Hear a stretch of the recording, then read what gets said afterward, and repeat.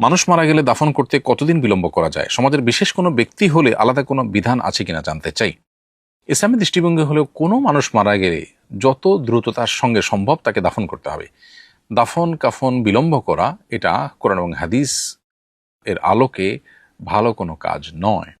আজকাল বিভিন্নভাবে মানুষকে রেখে দেওয়া যায়, হিমাগারে রেখে দেওয়া যায়, বিভিন্নভাবে মানুষকে রেখে দেওয়া যায়, কিন্তু দীর্ঘ সময় পর্যন্ত রেখে তারপরে জানাজা পড়া এটা মৌলিকভাবে কোরআন এবং হাদিসের যে দৃষ্টিভঙ্গি তার পরিপন্থী।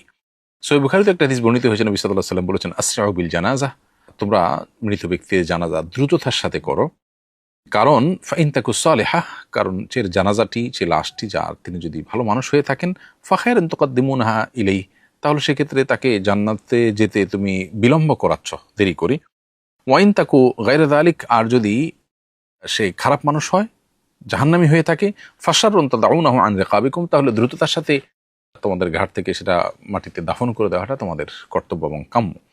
তো এই জন্য জানাজা দ্রুত করা উচিত। বিশেষ কোনো ব্যক্তি হলে রেখে দিতে হবে বা রেখে দেওয়া যাবে এমন কোনো নির্দেশনা আলাদা করে নেই। তবে আমাদের এটাও মাথায় রাখতে হবে, বিশেষ কোনো কারণে যদি বিলম্ব করতে হয় তো সেটা জায়েজ আছে, যাতে করে লাশের কোনো অসম্মান না হয়। তার জন্য যতটুকু সম্ভব ততটুকু দ্রুততার সাথে আপনার দাফন করার ব্যবস্থা করতে হবে। খুব বেশি বিলম্ব করা খেলাফে সুন্নাহ এবং মাকরুহ কাজ। নবী সাল্লাল্লাহু আলাইহি ওয়াসাল্লাম বলেছেন, ইযা মাতা আহাদুকুম ফালা তাহবিসুহু ওয়া আসরিউ বিহি ইলা কবরিহি। তাবরানীতে হাদিসটি বর্ণিত হয়েছে, তিনি বলেছেন, কোন মানুষ মারা গেলে তাকে দ্রুততার সাথে জানাজা দাও এবং তাকে তোমরা আটকে রেখো না, দ্রুততার সাথে তাকে কবরস্থ করো। এটা ধনী গরিব এবং সাধারণ মানুষ এবং প্রভাবশালী সকলের জন্য একই মাসআলা, এজন্য খুব বেশি বিলম্ব করা অনুচিত।